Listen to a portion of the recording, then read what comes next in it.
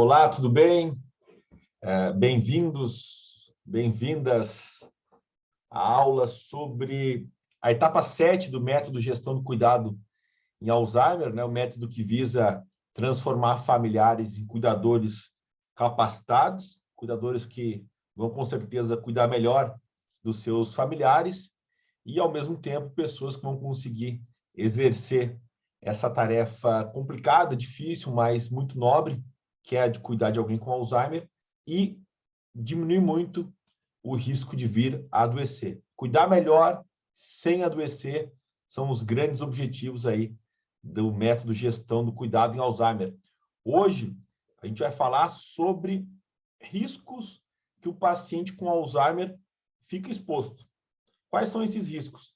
E como deve o familiar agir em relação a essa situação, né, que é muito frequente e que, infelizmente, as pessoas acabam tomando providências quando algo ruim já aconteceu. Então, essa é a etapa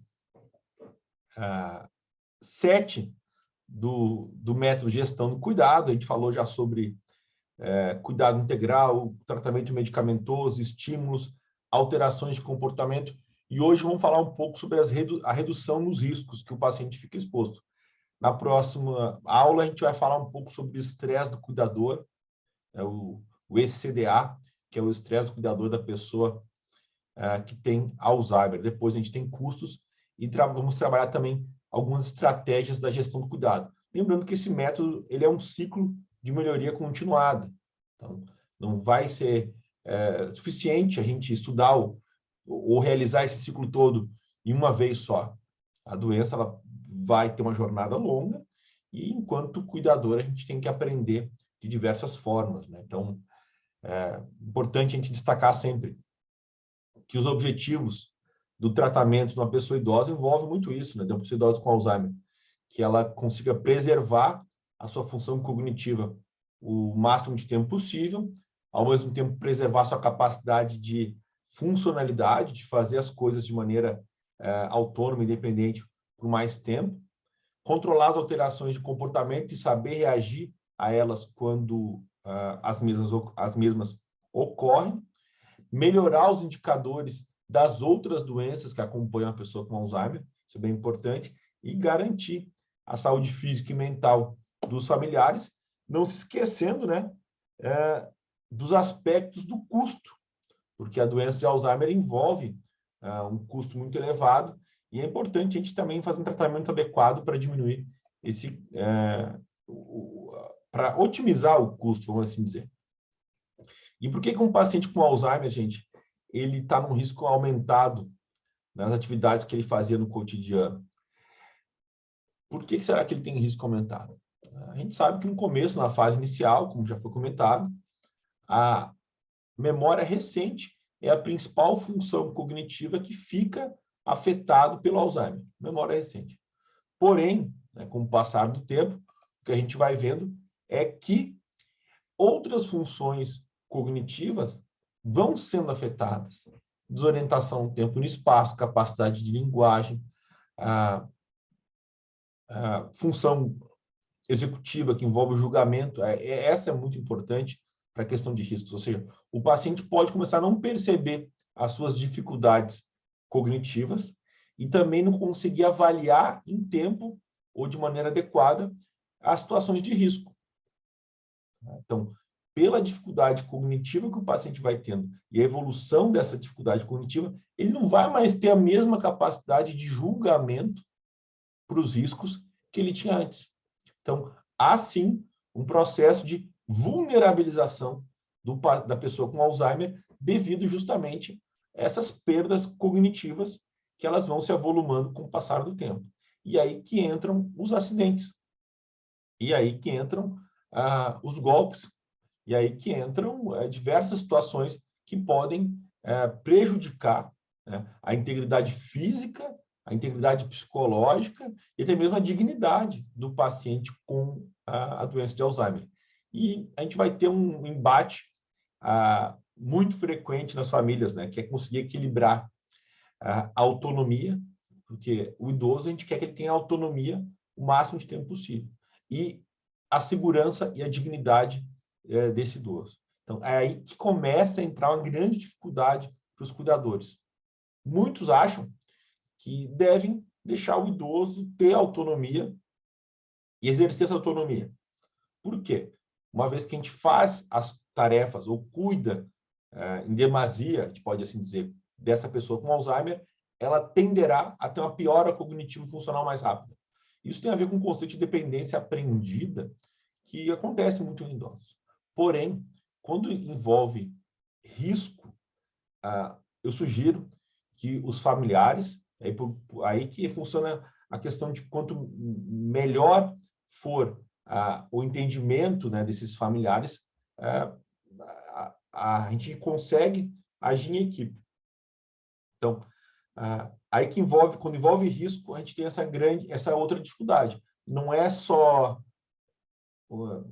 cuidar para prevenir autonomia, ou não vou me meter para o idoso não ficar cada vez pior. Não. Quando envolve risco à integridade física, risco aos outros, etc., a gente tem que começar a entrar de uma maneira diferente na vida dessa pessoa. E aí, isso gera o quê?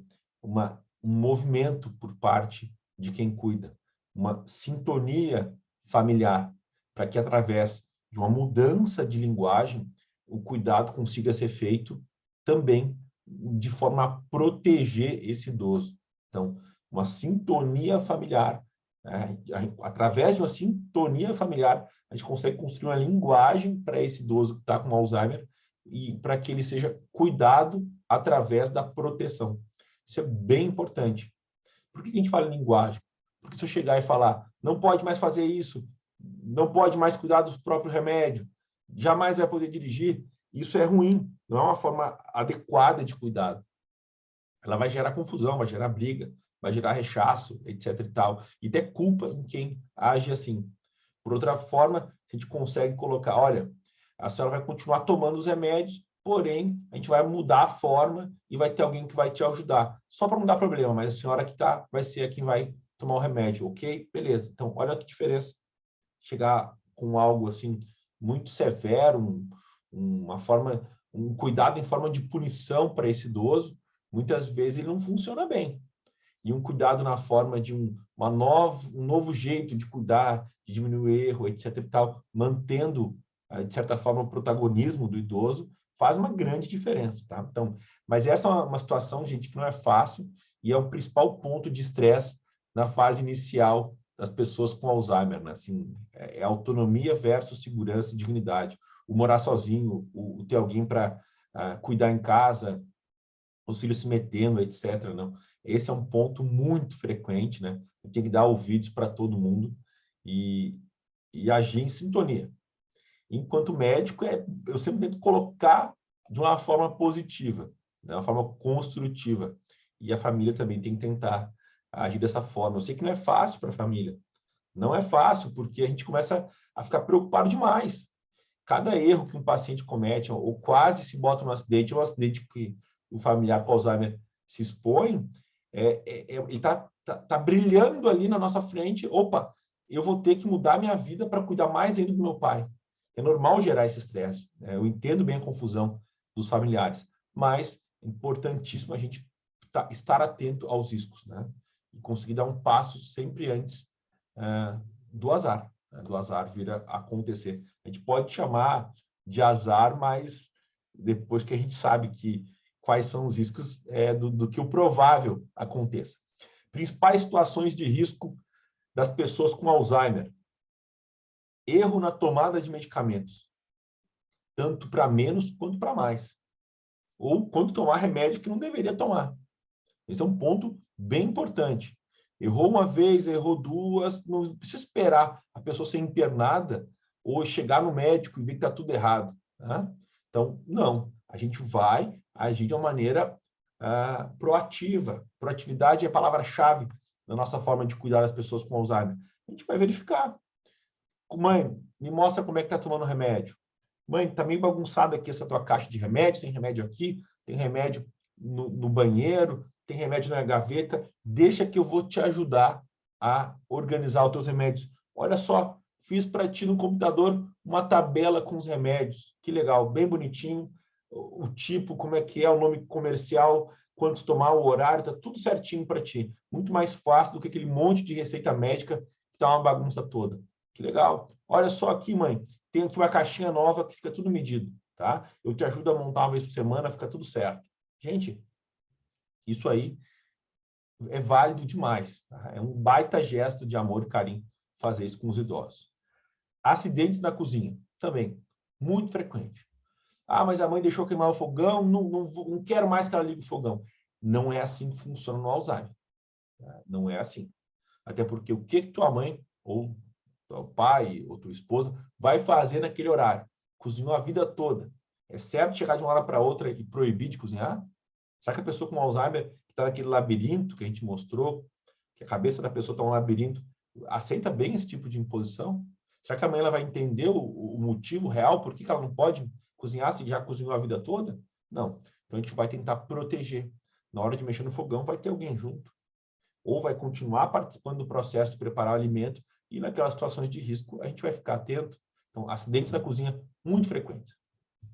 Colocar, aqui a gente chama de chaleira elétrica no forno, objetos de metal no micro-ondas, queimar a panela. Então, acidentes com facas, etc. Então, isso pode acontecer, a gente vai ficando atento. E o certo é justamente não tirar essa atividade de quem gosta, né? Então, inclusive, muitos homens idosos que não gostavam de cozinhar podem começar a gostar de cozinhar nessa fase, ou ajudar a esposa nessa fase da vida, né? Secar uma loucinha já é uma baita atividade para quem às vezes fica muito parado em casa. Então, acidentes na cozinha seguem essa lista, né? Depois dos medicamentos. Perder-se na rua, muito frequente. Se perder na rua é algo que tende a acontecer com todo mundo com Alzheimer quando não é cuidado de maneira proativa. Tá? Então, se perdeu na rua uma vez, gente, começa a ver como orientar esse idoso para que não se perca mais. Vai colocar uma pulseirinha, vai colocar um localizador no celular, vai caminhar junto com ele, né? Vai avisar a pessoa do destino. Então, isso é importante a gente ficar atento, que pode acontecer. Tá? E se acontece em quem está em investigação para Alzheimer, é um baita sinal indicativo de problemas cognitivos. Agora, o outro risco muito forte são os golpes financeiros. Se tem até pessoas, né, que são esclarecidas, com ensino superior, etc. e tal, que caem em golpes financeiros, isso é muito frequente. Quem tem Alzheimer na fase inicial é uma vítima em potencial para esses golpes. Tá? Então, se organizem. Conta conjunta, avisos para o celular, ir junto no gerente do banco. Tá? Isso é bem importante. Tá? Às vezes não é só golpe financeiro, dizer erro na operação financeira. Se alguém do banco oferece, alguém de uma loja oferece, né? Isso é uma paciente que eu atendo, foi lá e comprou mais uma televisão. Ela tem 3 televisões de plasma em casa lá. Nem se fala mais plasma, né? De LED em casa. Então, gente, também, alguém oferece um empréstimo, etc e tal, ou tira de uma aplicação, bota no outro, quando vê, deixou lá pagando juros, juros altíssimos para ganhar um investimento que é uma merreca, não sei o quê. Então, gente, começa a cuidar, vai dar problema. Tá? Não tem como dar certo sempre. A pessoa infelizmente, tem uma doença que vai levar a esse tipo de erro. Depois, manuseio de armas de fogo. Aqui onde eu moro, no Rio Grande do Sul, o pessoal muito machão gosta de arma, né? E é uma situação séria. A gente tem que pegar e afastar essa arma de quem tem Alzheimer. Ah, doutor, mas se eu ver, meu pai, de repente, era militar, gostava muito e tal, né? Venera a arma. Bom, a gente vai numa loja de armas e pede para inutilizarem a arma, para não disparar mais. Tá? Ou tu espera que alguém com Alzheimer vai saber disparar uma arma num assalto ou numa outra situação? A gente não prefere que não.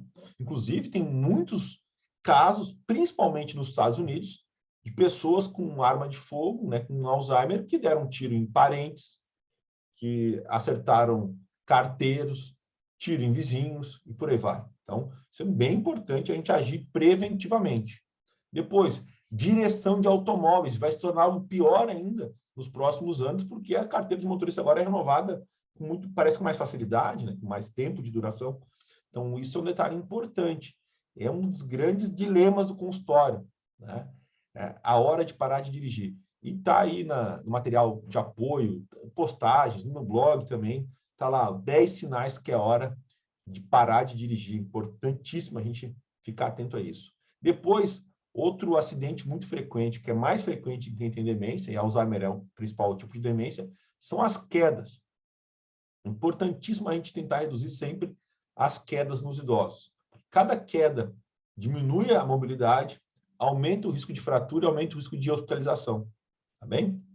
E, por último, o paciente com Alzheimer, quando tem um diagnóstico, ele ainda fica exposto a esse tipo de situação. E quando não tem diagnóstico, que é pior ainda, fica mais exposto ainda, que é o risco de sofrer violência física, psicológica, financeira e por aí vai. Tá? Então, a gente tem que cuidar bem também do nosso paciente com Alzheimer para ele não sofrer violência de cuidador e por aí vai. Tá? Então, bem importante a gente saber quais são os principais riscos para que a gente consiga agir de maneira preventiva em cada um deles. Gostou dessa listinha aí? Medicamentos, acidentes na cozinha, perder-se na rua, cair em golpe financeiro, erro em operação bancária, manuseio de arma de fogo, direção de automóveis, quedas e violência. São 9 situações que a gente deve agir preventivamente, tá? Para que o nosso idoso com Alzheimer, que vai tendo prejuízo no julgamento, não se exponha a risco e não exponha outras pessoas ao risco. Tá? Esse detalhe é importante também. Lembrando, né, que a pessoa com Alzheimer está, né, como diz essa imagem aí, num labirinto. O cérebro dela passa por uma série de lesões, de dificuldades, e a mente dela fica perdida. Naquele olhar distante que a pessoa está, na verdade, está perdido num labirinto. E a gente tem que tentar orientar sempre da melhor maneira possível.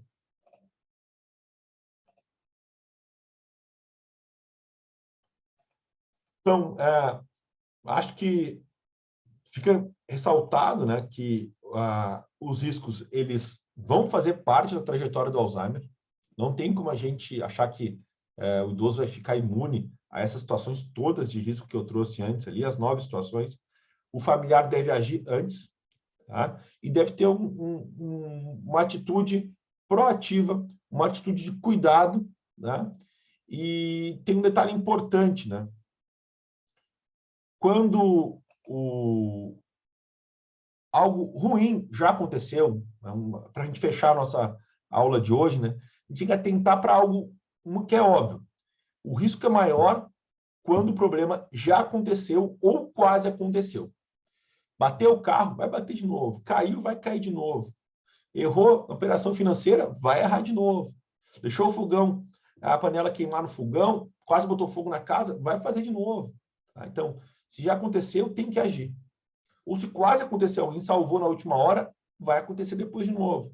Então, não adianta esperar algo mais sério acontecer. A gente precisa ter essa proatividade. E ser bem claro com as pessoas que têm Alzheimer. Né? Chegar, olha só, está com uns probleminhas de memória, se é um caso que o diagnóstico é revelado, e a gente, a partir de agora, tem que começar a tomar providência, senão o risco vai acontecer. Bom, está definido. Depois que define isso, gente, a carga do estresse diminui bastante. O problema é ficar nessa ambivalência. Tiro ou não tiro o carro, boto alguém para dar os remédios ou não, eu vou cuidar dos remédios ou não, eu que compro os remédios, eu que vou no banco cuidar do dinheiro. Depois que tomou a decisão, gente, alivia bastante esse peso, né, que é a ambivalência. Tá bem?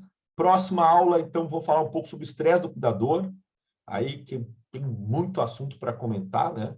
A gente tem 2 livros sobre o assunto, o livro mais recente, né, Como Cuidar de Alguém com Alzheimer e Não Adoecer. Então, assuntos que a gente tem bastante para falar sobre o estresse do cuidador. Tá bem? Então, sugiro, quem perdeu alguma das aulas, que volte lá, que acompanhe, né, e que vá fazendo esse tipo de reflexão na sua situação familiar. Isso é bem importante. Assim, são temas escolhidos porque eles são bem práticos. Né? A gente não fica falando de Alzheimer, peculiaridades, assuntos assim curiosos. Não é O método de gestão do cuidado no Alzheimer não é um método de gestão da curiosidade, é gestão do cuidado. Então, são assuntos práticos para tu levar para a tua vida familiar. Tá bem? Pessoal, valeu pela audiência, tá? Muito obrigado. Continue acompanhando e tenha certeza, é possível cuidar melhor de alguém com Alzheimer e, ao mesmo tempo, preservar a própria saúde. Um abraço.